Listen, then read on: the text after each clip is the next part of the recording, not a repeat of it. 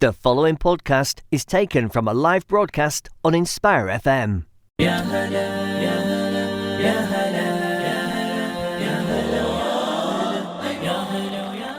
Assalamu alaikum, you're back with Sisters Speak, and you're back with me, Sadia.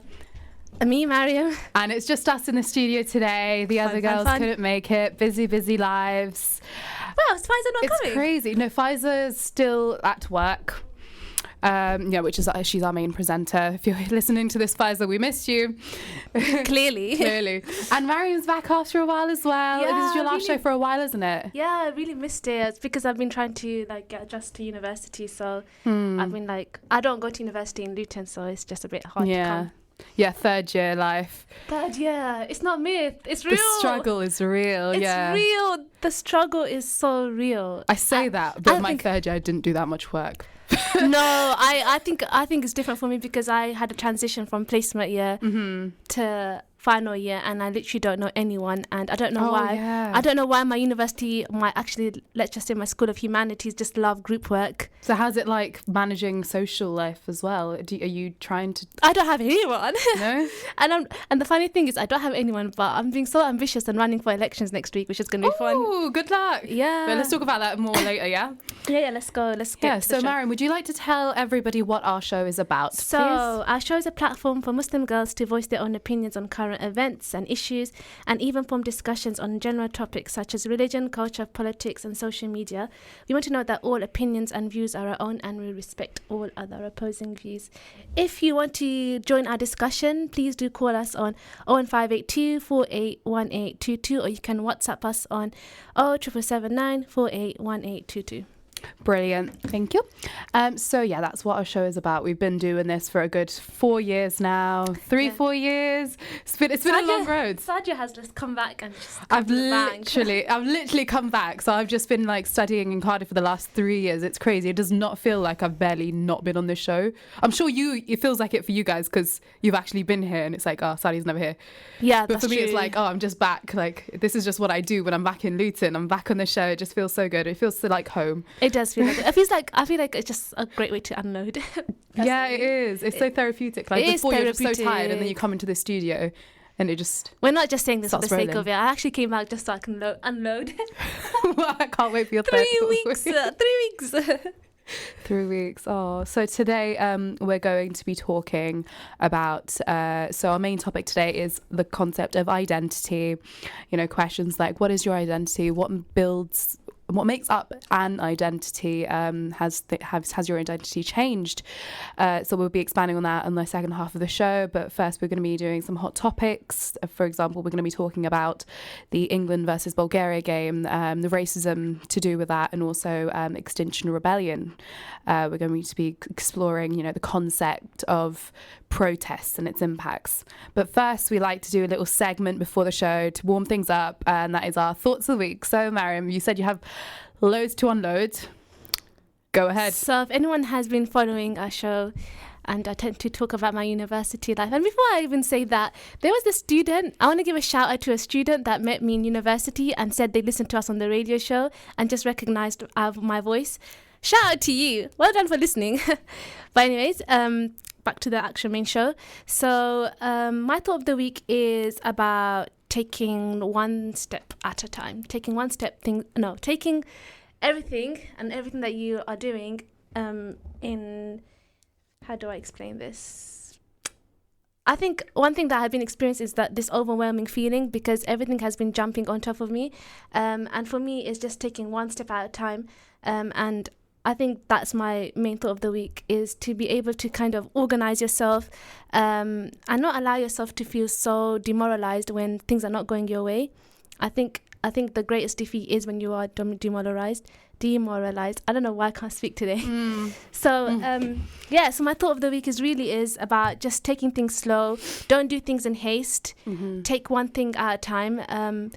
Because especially when I started university and I saw I have 4 modules to do simultaneously, even though I did that for 2 years, it was such a massive shock to my system because I was working full time for an entire year and that transition was really rough for me. So for me, I was really like struggling in grappling with the whole concept of, going to lectures, doing seminars, and then on top of that, doing the 4 books a week I have to read. My goodness. Yeah, 4 entire books, which are like 400 pages, and then they have very complex themes inside, and then we have to unpack them, and then we have to do secondary reading because it's final year. You do English, don't you? I do English literature, yeah. Yeah, wow. Yes. So I have to unpack all these ideas, and to the point where one of my modules actually has a disclaimer saying, if any of these themes or topics are disturbing for you, you don't have to go to the class because it's 21st century literature. So you can imagine the type of things that we have to deal with that's happening right now. And so it's just also that feeling of not knowing anyone as well. But the positive side of it, I'm slowly settling in. And the whole concept is that I've been taking one thing at a time, trying to plan my week. I think one of my friends who's becoming a doctor said to me, he's becoming a doctor. He said to me that because he's going to specialize in mental health, and he said the best way to tackle that overwhelming feeling, or that those anxiety feelings, is by planning your week out and dedicating each day to something so it's more manageable. I think that's the main concept, making all your workload in a manageable way. So one thing I do is just, I don't know what degrees you guys do, but I have to read a lot of books. I read 50 pages at a time. I know that sounds a lot to everyone. But yeah, it is. I'm still trying to finish the same book that I've been reading for the last month. So. Oh, no. But I have to, if I want to complete, say, one book, I'll give myself 3 days and I read 50 pages at a time. So then it doesn't seem that much to me. So then I'm able to read all the books that are necessary. And also, I just find different strategies that work for you. Another thing is learning your own work styles. So before I used to really like working in the morning, but I can't do it anymore. I just really can't. I can't. So you just have to kind of adjust and adapt to what your learning style is and kind of figure it out. And the third thing would be have a work balance between social life and work life, because I remember one of the mistakes I made in my first year, I just solely dedicated myself to studies, but it made me so unhappy, and that really reflected on my results. And then I was literally on the brink of 2-1. On 2-1, and then in my second year I started to do extracurricular activities. I became more social, and then I became 2%. I was 2 marks off first. Yeah. So it really shows that when you actually have a balance in terms of work and your social life, it really does help you to feel fresh. Yeah. And I think that's something I'm struggling this year, because I think I'm going back to my work focus because I don't know anyone, and I'm not running a society this year, but I'm trying to get involved. But radio is my thing now, so. Hey. No, I totally agree with the whole work-life balance, especially for university, because I feel like now that I'm out of university, like recently I went to a job interview, and all the stuff that they were really impressed with were the things that I did alongside uni, 100%. like my society stuff, my work experience, my internships and 100%. stuff. And I just thought, like, if I was the type of person who only stuck to, studying all the time, and my education ended up like getting a fair share, but then not having all that experience on the side, I wouldn't be getting 100% these jobs. That's something. I had an interview experience actually. is so important. Yeah, I had an interview last week, and all the interview questions, if I didn't do any extracurricular activities, how would I respond to it? Yeah. Because I wouldn't have any substance. And I think they're not going to ask you, what theories you learned. They're going to see, how did you interact with another person? How did you work in a team?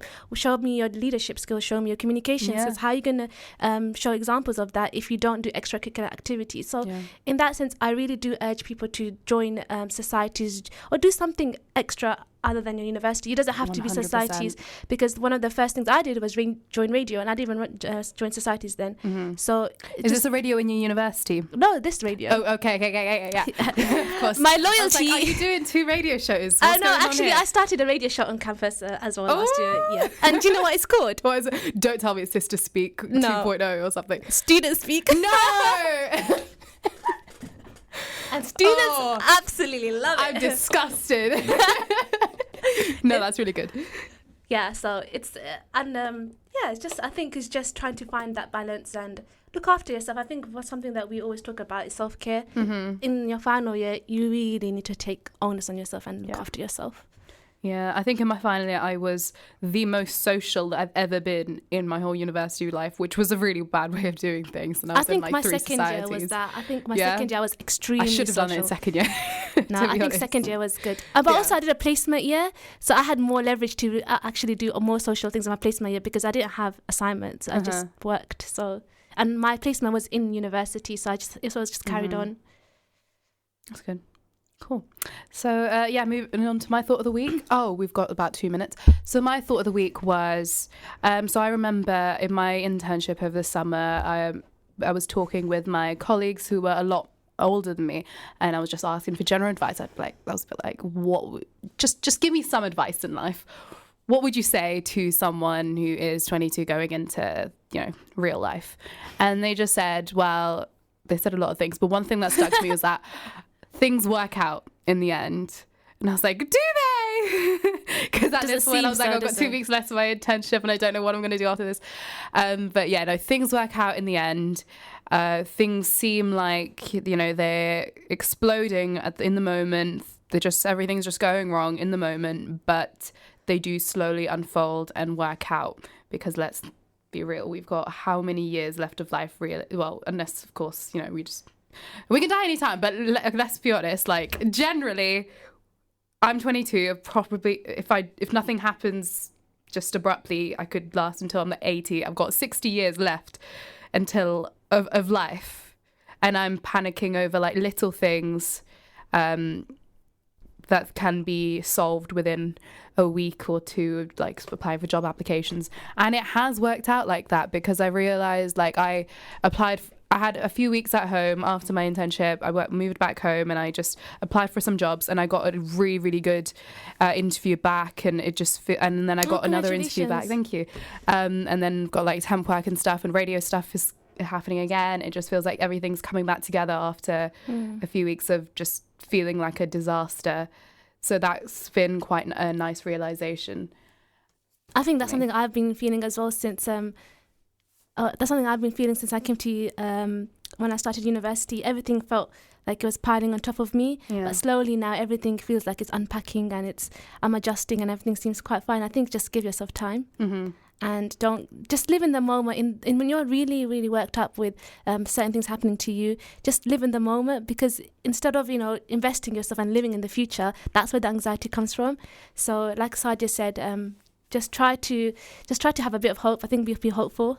Thank you. So we were just doing our thoughts of the week, and now we're going to move on to our hot topics. Oh, by the way, Mariam, could you just let everyone know what to call in and text in on if they have any contributions? If you want to join our discussion, you can WhatsApp us on 07779481822, or you can call us on 01582 481822, or you can text us on SisterSpeak at SisterSpeak on Instagram.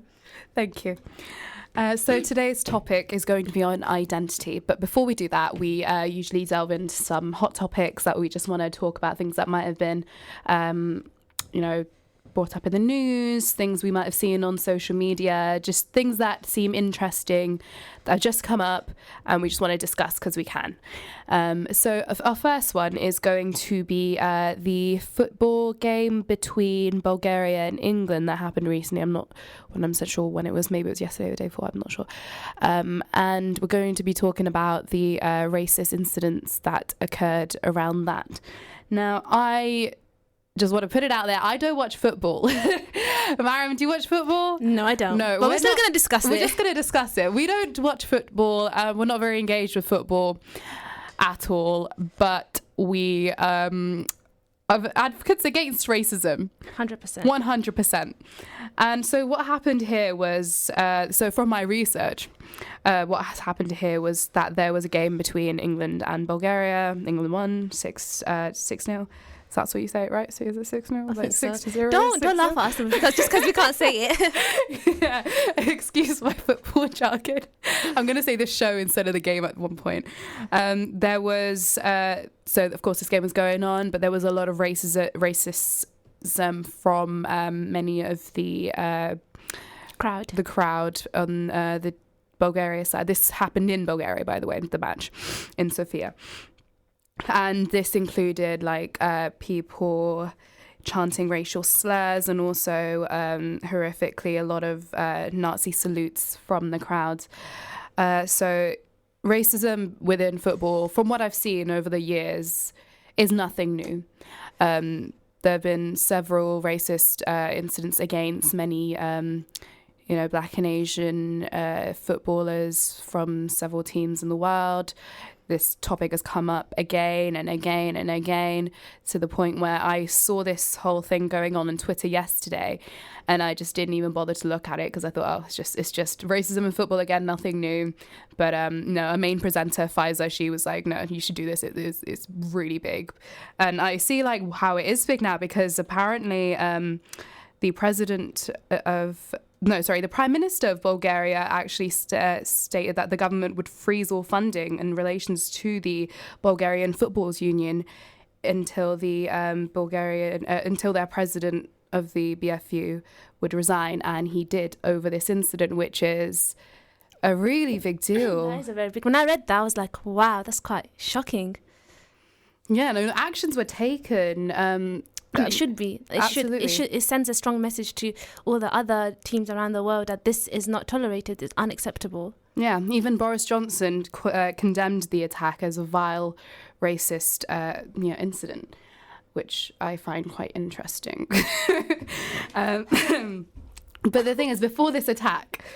Before this racist incident, before this game, there apparently was already a partial stadium closure, warnings, and pre-match talks, because there already had been like racist incidents around the football in Bulgaria already occurring. So they had this kind of pre-warning. Yeah, this anxiety, beforehand. And sorry, now I wanted to ask, there was a question I was watching a video of two guys that were talking about the match, and they mentioned how the England team, despite all the racism that was going on and that they could witness, they decided to continue playing the game instead of walking off. Now they were going to go into a debate on whether it would it have been better to just walk off and say, no, I'm not gonna stand this abuse any longer, or would it have been better to, what they did, and they just continued playing and they won the match and they made their statement there. So what do you think there? What would be a better statement, just being like, no, I refuse, or continuing? I think it came to our attention because there was a point, we're talking about England specifically, right? Yeah. So the question is, what should they have done? How should have the England reacted? Either play or not? Is that what you're saying? Sorry, is that? Yeah. Sorry, I'm just sorry. I think it can go both ways. I think there's both sides of it. I think by winning, it does show that, regardless of what statements they said, it doesn't have any currency to it, and then we're just going to play, right? But at the same time, it could be seen as, by continuing to play, they did acknowledge it in terms of course, it comes to our attention, but it doesn't show any resilience against it. It could be argued that there's no resilience against playing. So if they were to come off, you would see that's sort of a form of protest, which we're going to discuss later on the show. Yeah, that's going to be quite interesting, I think. And I think them continuing to play is such an example of how people of colour have to just continue 100% against racism in life in general. 100%. Because, so we are seeing this abuse on our screens today. But for a lot of people, this is nothing new. Like I said, I wasn't surprised when I saw it. I just kind of flicked through because I thought, oh, racism again in football. But do you think? New. But I think it does. Like, this whole thing just highlights what goes on in the world in general, and it shows it on a platform which is massive. 100%. This is what the UEFA. But Cup. if they were not to play, and because football is a game played by the whole world. Yeah. And if they were resilient to it because of those racist remarks and they came off the pitch, that would have sent a very strong message. Because the whole, I would say, arguably, some of the football culture is based on, using these slurs, right? To some extent. So we're saying it shouldn't be, by the way. We're saying it shouldn't be. Of course. That's what I'm saying. So, by coming off the pitch, I think it would debunk the idea and showing the resilience against this kind of culture that is not acceptable. I mean, we've seen it just on the screens happening between England and Bulgaria, and therefore you can see that as a culture. It's manifested.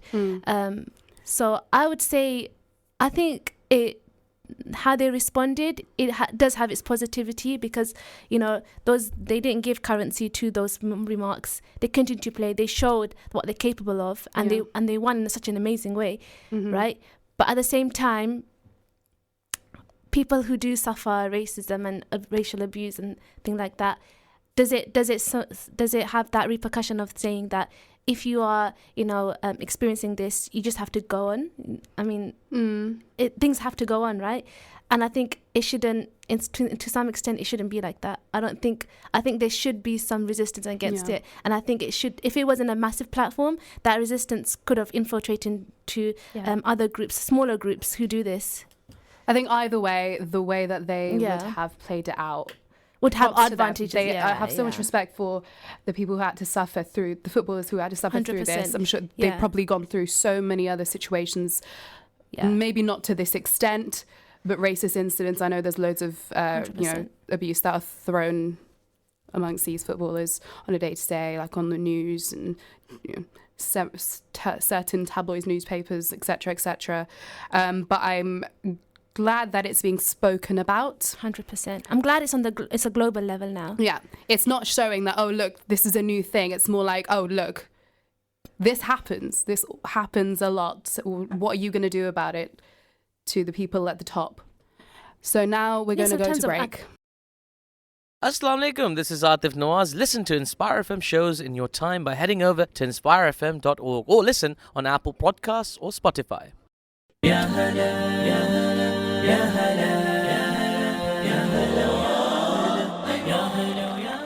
Hello, you are back with Sisters Speak.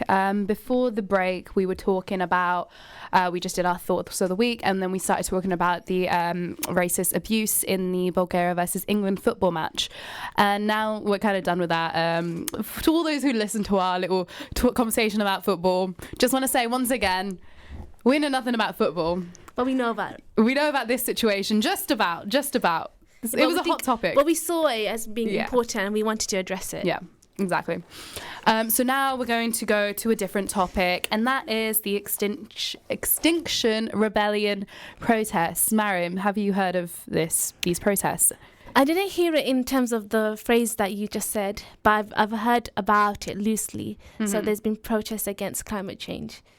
I haven't really grappled with the terminology that you've been using, but I know that this is happening, and it's materializing, and it's happening across the world, actually, not even just in the UK. I've heard it's been happening in America as well. So Extinction Rebellion's the name of the would you call them a group, maybe organization? They're basically, they have one cause, and that is to fight climate change and bring this attention to governments and force them to create change through protests, and this is throughout the world.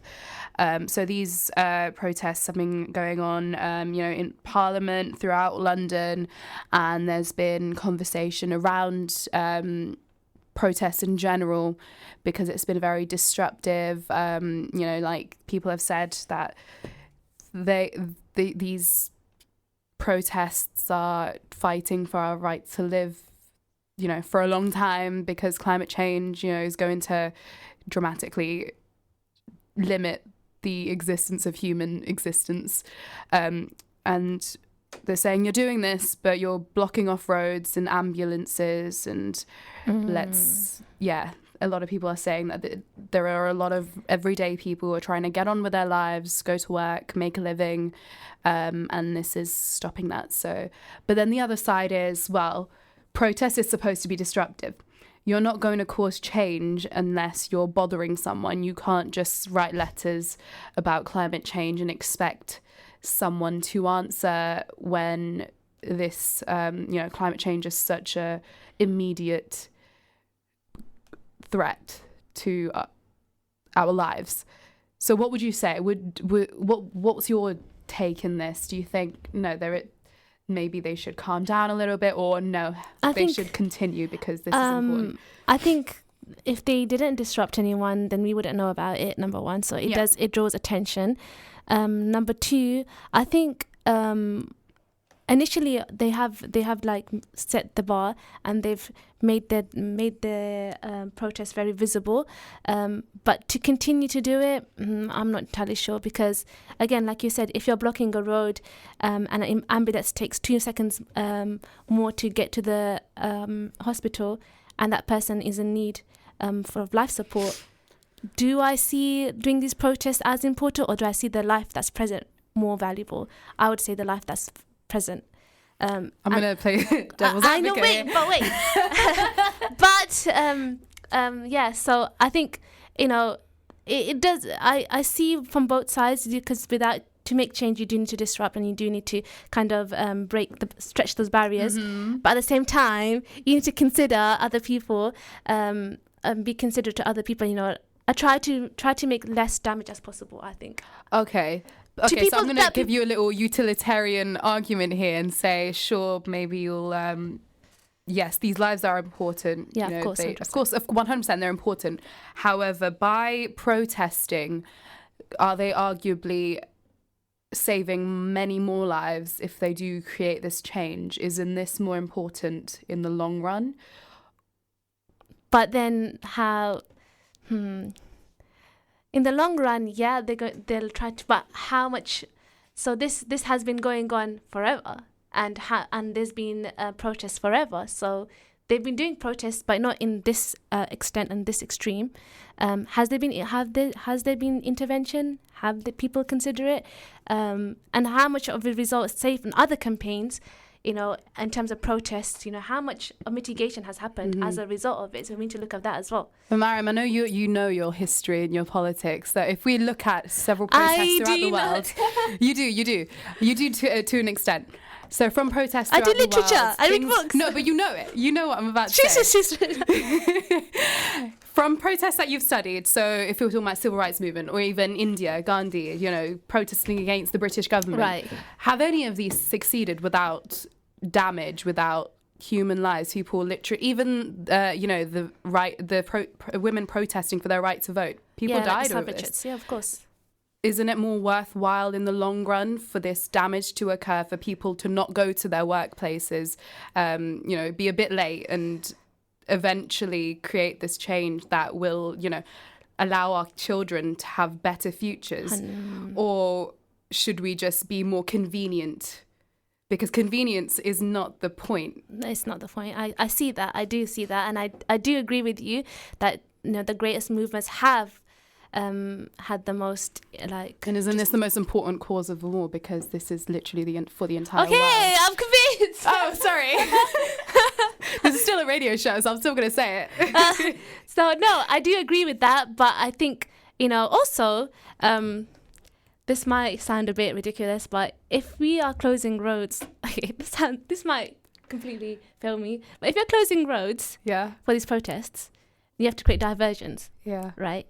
And the more diversions you create, isn't that more pollution?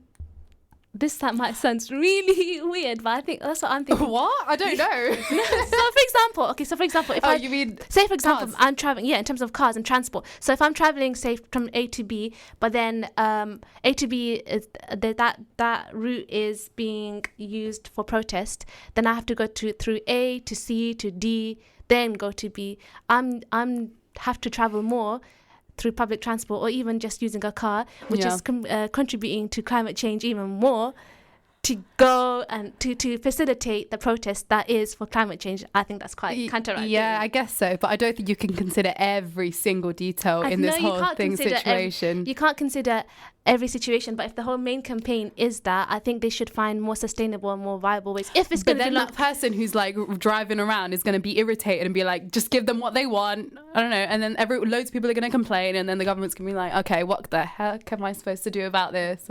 That is also true. That's actually very true as well. Yeah. I see both sides. So let's see. We'll see in the passage of time how much of an impact we can make. I hope so. I recycle, so I'm just saying. Yeah. Okay. Let's keep recycling. Let's keep doing our bit. Yeah, I think the main thing that we can say that everybody can do something. You know, everybody can do a contribution. And I think, you know, I really want to go to one of these protests. I want to ask you a question. Oh.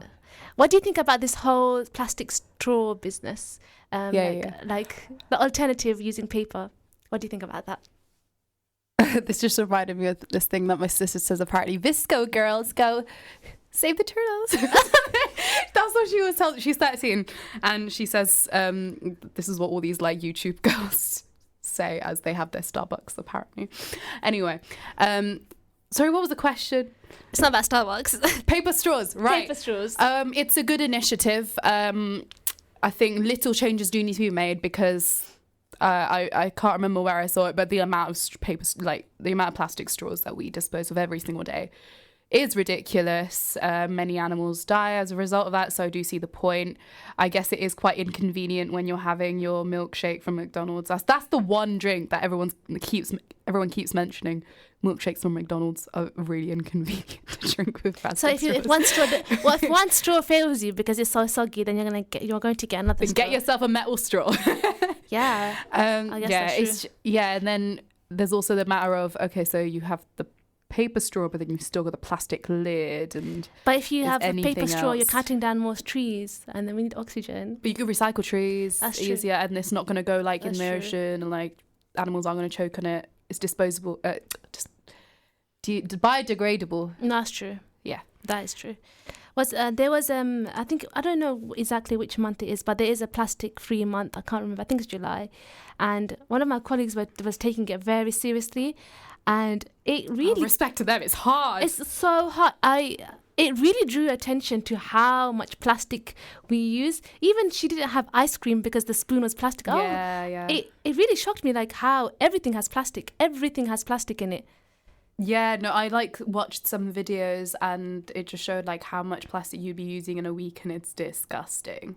Can you imagine just us as one person wasting all of this plastic, and then imagine us over a month. Imagine 2 people over a month. It's just a lot. There's how many of us in this world? 7 billion now?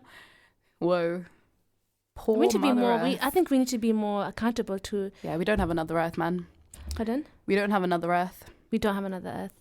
And I think a lot of us are quite like, oh well, if it dies, I'm not going to be here. Yeah, and I think everyone has that as misconception. It's just one. It's just one straw. But if everyone says just one, there's 7 billion straws. Yeah, I wish we had Zanira here today. Like Zanira's our she's a Muslim hijabi woman, and she like talks about the environment in terms of, you know, how we should be treating it in Islam, and like I really want to get her on. Okay, we'll bring her on one day. But I think inshallah, in terms of the Islamic perspective, come on. In terms of the Islamic perspective, we should look after the planet. We should, you know, there's no wastage in Islam. So, you know, if you don't need something and it's unnecessary, we're not encouraged to use that thing. Mm-hmm. So, for example, if you can buy a metal straw, for example, and it's available to you, and you drink a lot of milkshakes, then buy that straw. And in that sense, also you have that intention of, you know, saving the planet. And it might seem so small to you that, you know, you're just having a small little intention, but actually you will get rewarded for that by having that intention. You know, you want to save the planet, you want to become more greener. So in that sense, I think, you know, bringing the Islamic perspective is important because it shows that you have accountability not to just humans but environment too. Yeah. So, okay, I think we should wrap up there on those hot topics. So if anyone had any texts, then Tarek just said not only McDonald's, other milkshakes are available. Other milkshakes are available, dotted around. That is correct. Can confirm other milkshakes are available in the world. What's your favourite other than milkshake? McDonald's.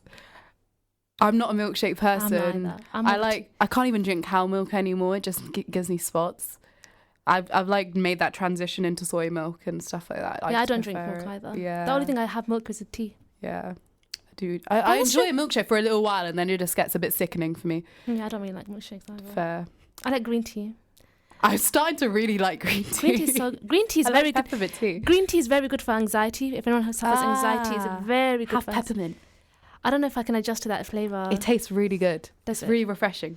Yeah. All right, I'll try that. Cool. Anyway, next thought of the week. Peppermint tea endorsement. No, I'm joking. We were not paid for this advert. So we're going to go into the main topic in the last 15 minutes of the show, and that is identity. So, Mariam, what would you identify yourself as? Muslim. No, is that it? 100%. Just I think who are you? Just I think I'm Mariam. That's my identity. there's a lot of Mariams out there. Who else? Who is Mariam? But to me, I'm Mariam. Yeah. So I'm Mariam. That's how I introduce myself. I'm Mariam. So that's me. I think my identity has a lot of layers to it because, you know, I identify with obviously my religion 1st. And then I think I identify with my culture. I think it's always been that way. I identify myself as a Muslim first before I identify myself as a Bengali. Yeah. I think that's just always been the way. And I think even the way I've been raised and even the things that I do, I think I'm more inclined to... I feel like religion is more empowering and it's more flexible. I feel like sometimes culture doesn't have that flexibility that I'm looking for. And so that's why I've always identified, and I always feel proud, and I've always felt fulfilled by religion. I think culture has been, it's been there, it's on the backdrop, especially in terms of weddings. It materializes in terms of, you know, just celebrations, really. I've seen culture, but and even the food that I eat, I think those two things are the main aspect of culture that I've experienced and that experience. But other than that, I feel like everything else, it revolves and centralizes around being Muslim, or struggling to be the best person I can possibly be. That's cute. That's good. I like that answer. Very wholesome. Oh, thank you. You know when people say wholesome, I always think gluten-free. I don't know why. I get you. I think of yeah. Okay, sorry, we're digressing so much today. So much green tea talk, wholesome, green, all of this. Save the planet. Save the planet, save the turtles. We don't have a YouTube channel, but I'm just saying. So I get what you're saying as well. I was quite similar, but I think recently, because I think before I was like, I'm gonna dismiss my culture 100%.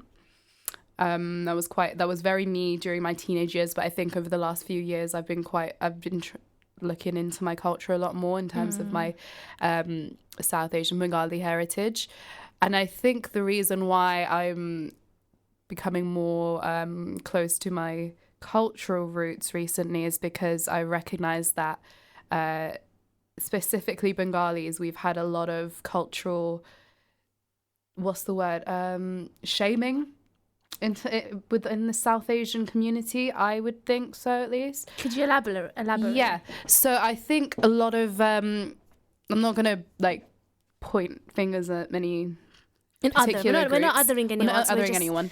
Yeah. But I do think there was an element of young millennial Bengalis not wanting to be Bengali, and in that can be seen in just smaller things like girls wanting to look like a different ethnicity, or being really flattered when someone tells them that they look Arab or something like that. Happens to me all the time. I'm just like, yeah, exactly.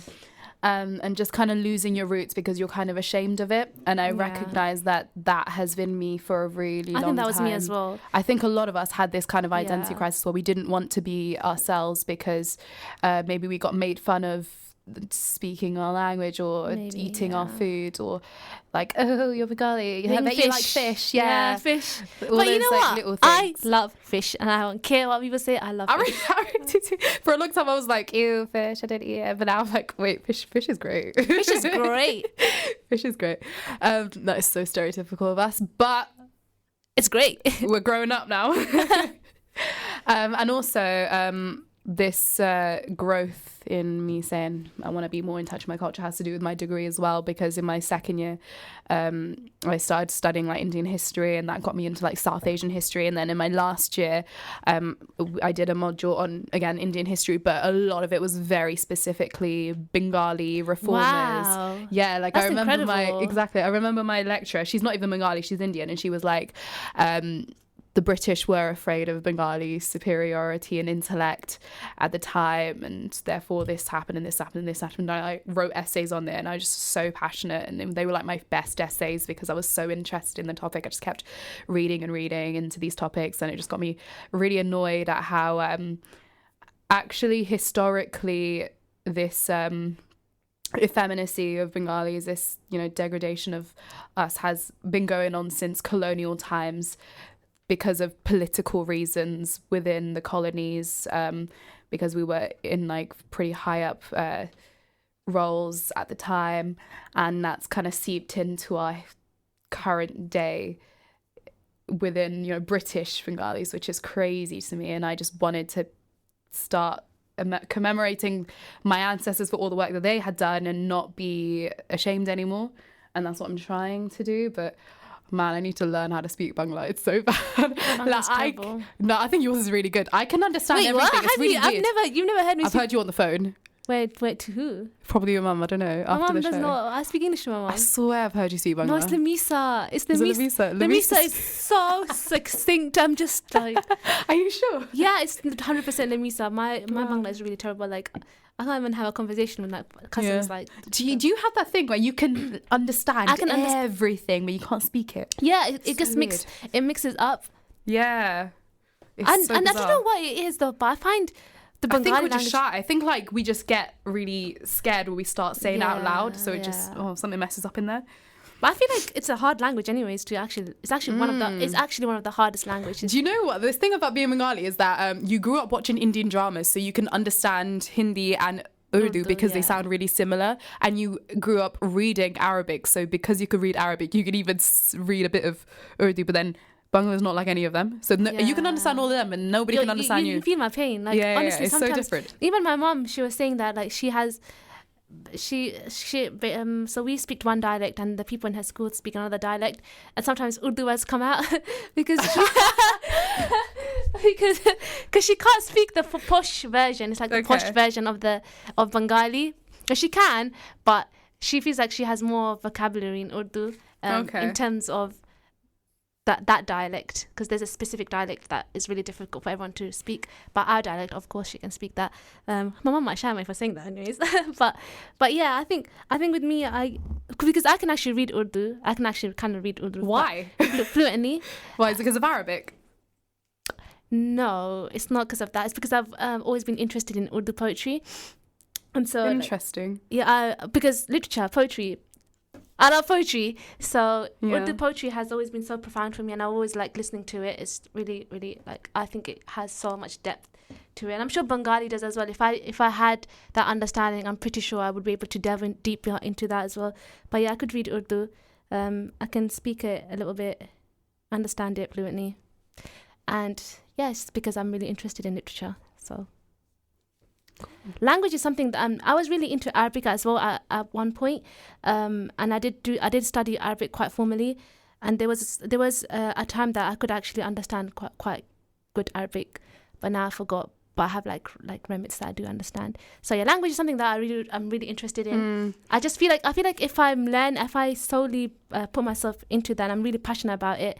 I can learn the language. But I think with Bengali, I think it's because you have that feeling it's your language, and if you say it wrong, you just feel a bit embarrassed. Yeah. You say it wrong and you feel embarrassed. So I just feel like, I'd like to not engage. I really want to like be able to speak it, but I just could never do it to my family because they know I just speak English all the time, and they would start making fun of me. Yeah. I don't want to mess up. I think it's quite difficult as well, especially if all your families like born here and are from here, and all you do is speak. You don't speak Bengali. So it's really hard because like, where do you practice? Because you're supposed to. The best way to learn a language is by hearing people speak it and engaging with it yourself. So if you don't have that dynamics, and I'm not trying to talk on behalf of my family because there are people that speak Bengali in my family, but I'm saying generally the best way to learn language is through videos, even like how you're saying TV dramas and stuff like that.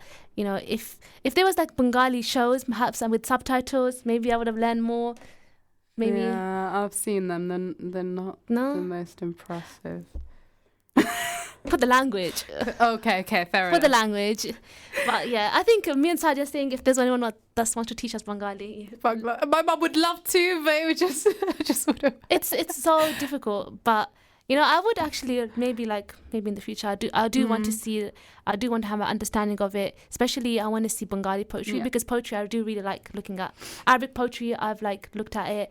I think it's very deep. It does have a lot, especially in terms of Arabic grammar, because a lot of words have root words, and you can manipulate Arabic words. So it had so much depth in it, and I really like that. And Urdu is quite similar, not in terms of having root words, but in terms of just understanding it. So I'm quite interested in how Bengali derives from, because Bengali actually derives from Hindi. Bangla, Yeah. Bengali. Sorry, Bangla. We would say that for ages. No, one thing that I'm just like, I'm so it's sorry. really important for us to learn the languages, because literally we fought and won a war over it. Yeah. It's The, really the important. language itself was that important to our ancestors that we had to say, no, we're going to Yeah. fight against Pakistan for this right to speak our language. And here I am not being able to speak it. It's quite shameful in a way. And I really need to analyse that. And, if my mum's listening to this, she's going to lecture me later and be like, okay, if you really want to learn. You said it to the radio. You said it to the radio, but are you going to do it? Ooh. Inshallah. Inshallah. So, in terms of identity, we'll just keep going with that. If anyone else wants to text in and let us know what they think of identity, what is most important to them, how they kind of build up their identity. So, in terms of, we were talking about religion and culture, but what about relationships? So would you see yourself as much of a family person, a friend? Would you put that in your identity, or is it just, that's just what I am? Or Isn't that and personality? also interests as well. Like, would you call yourself a writer, But aren't those like personality? I think they're a part of your identity as well. Personality? Do you think personality and identity are intertwined? Kind of, but like, in a sense, I'm a big sister. Like, it's part of my identity. I know if I was a little sister, I would be a right. different person. I'm a little sister. Yeah, exactly. Oh, my mum's coming to pick me up, she says. That means she's probably in the car listening to this. Hi, Emma. Like saying hi, auntie. Yeah. Yeah, so in what ways have you kind of explored your identity then? Okay, to quickly summarize it, the ways I've explored my identity is investigating it, really, in terms, because I did say about religion, so kind of learning about the religion. In terms of culture, again, investigating by asking questions about, okay, what do you think about this?